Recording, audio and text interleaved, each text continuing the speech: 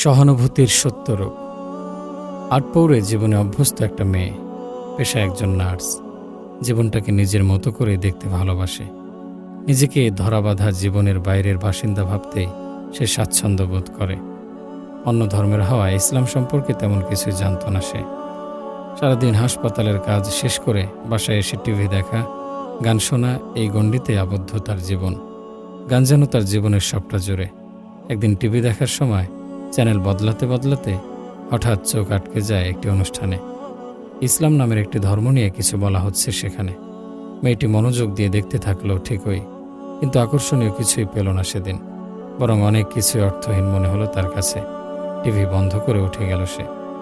কিছুদিন পরের কথা, এক মুসলিম দম্পতি অসুস্থ এক বৃদ্ধাকে নিয়ে হাসপাতালে এলো। বৃদ্ধার দেখাশোনার দায়িত্ব পড়ল মেয়েটির ওপর। সে আশ্চর্য হয়ে দেখল, বৃদ্ধার অসুস্থতার ব্যাপারে দম্পতিটি খুবই স্পর্শকাতর। অসুস্থ শাশুড়ির পাশে সারাদিন ভদ্রলোকটির স্ত্রী মন খারাপ করে বসে থাকেন। কখনো কখনো তার গাল বেয়ে অশ্রুও গড়িয়ে পড়ে। নার্সটি মনে মনে ভাবে, অনর্থক কান্না। কথা বলার কোনো ইচ্ছে না থাকলেও কাঁদতে দেখে সে একদিন জিজ্ঞেসই করে বসল, কাঁদছেন কেন? মানুষ রোগাক্রান্ত হবে, আবার সুস্থ হবে, এটাই তো স্বাভাবিক। আমার শাশুড়ি মা গুরুতর অসুস্থ হওয়ায় আমরা তার চিকিৎসার জন্য দেশ ছেড়েছি। দেশে তাকে অনেক ডাক্তার দেখানো হয়েছে, লাভ হয়নি। আমেরিকায় আসা তিনি আমার মায়ের মতোই। তার সুস্থতা আমার কষ্ট দিচ্ছে। এই ব্যর্থতা আমাকে কাঁদাচ্ছে যে আমরা আমাদের সাধ্যের মধ্যে চেষ্টা করেও তার কষ্ট কমাতে পারছি না। এই কথাগুলো নার্স মেয়েটিকে ভীষণ ধাক্কা দিল। সে অবাক হয়ে ভাবতে লাগলো, মেয়েটিকে নিয়ে কেবলমাত্র শাশুড়ির সুচিকিৎসার জন্য সে স্বামীর সাথে বিদেশে এসেছে।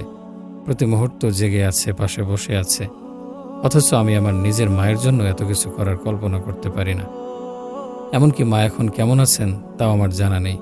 আমি আমার গর্ভধারিণী মায়ের প্রতি এতটা উদাসীন, আর শাশুড়ি হলে কি করতাম? সে মনে মনে হিংসা করতে শুরু করলো বৃদ্ধাকে। পরিবারের কাছ থেকে কি অপূর্ব ব্যবহার পাচ্ছে সে। আমি যদি বৃদ্ধ হতাম তবে আমার পরিজনরাও এভাবেই আমার যত্ন নিত। বৃদ্ধ একজন মুসলিম, মুসলিমরা কি পরিবারের সদস্যদের প্রতি এতটাই সহানুভূতিশীল? কিছুটা কৌতূহলী হয়ে উঠল সে। হাসপাতালে ভর্তি করানোর পর থেকেই বারবার দেশ থেকে ফোন আসে। স্বদেশ থেকে স্বজনেরা তাদের সাথে সারাক্ষণ যোগাযোগ রাখছে, অসুস্থ বৃদ্ধার সুস্থতার খবর নিচ্ছে, সহানুভূতি জানাচ্ছে, দোয়া করছে। একদিন নার্স মেয়েটি দেখে ভদ্রলোকের স্ত্রী একা বসে আছেন। কেন যেন আজ মেয়েটির সাথে বড় কথা বলতে ইচ্ছে হচ্ছে তার। বিনয়ের সাথে তাকে কাছে ডাকলো সে। জানতে চাইল তার নানা বিষয়ে, কথায় কথায় অনেক কিছু জানতে চাইল সে। ইসলাম সম্পর্কে, পিতামাতার অধিকার সম্পর্কে, ইসলামের অমীয় বাণীর সাথে ভালো লাগার সম্পর্কের সেটি তার প্রথম দিন। সে নিজ চোখে দেখতে লাগলো কিভাবে দম্পতিটি বৃদ্ধার সেবা করেছেন। তার পাশে তারা সারা রাত কাটিয়ে দিচ্ছেন। মায়ের অবস্থার উন্নতি হলে তাদের মুখ খুশিতে জ্বলজ্বল করত, আবার অবস্থার অবনতি হলে তারা বিষণ্ণ হয়ে যেতেন। একদিন সেই বৃদ্ধা মারা গেলেন। এতে ছেলে ও তার স্ত্রী দুজনই কান্নায় ভেঙে পড়লেন। দীর্ঘক্ষণ তারা শিশুর মতো কাঁদছিলেন। এই ঘটনার পর ইসলাম সম্পর্কে নার্স মেয়েটির দৃষ্টিভঙ্গি পুরোপুরি পাল্টে যায়। সে ইসলাম সম্পর্কে আরও জানার চেষ্টা শুরু করে এবং পরিশেষে ইসলাম গ্রহণ করে। তার ভাষায়, পিতামাতার অধিকার সম্পর্কে ইসলামের দিক নির্দেশনা ও বৃদ্ধার প্রতি দম্পতিটির যত্নই আমাকে ইসলামের নিকটবর্তী করেছে। একটি ইসলামী কেন্দ্র থেকে পিতামাতার অধিকার সম্পর্কিত একটি বই সংগ্রহ করেছিলাম। আমি যতই পড়েছি ততই ইসলামের নিকটবর্তী হয়েছি। পড়ার সময় আমি নিজেকে এক বৃদ্ধা মা হিসেবে কল্পনা করেছি। আমার মনে হয়েছে চারদিকে সন্তানরা আমার সেবা করছে, আমাকে ভালোবাসছে। আমি ইসলামের প্রতি গভীর ভালোবাসা অনুভব করতে লাগলাম। অতঃপর আমি ইসলামে দীক্ষিত হলাম।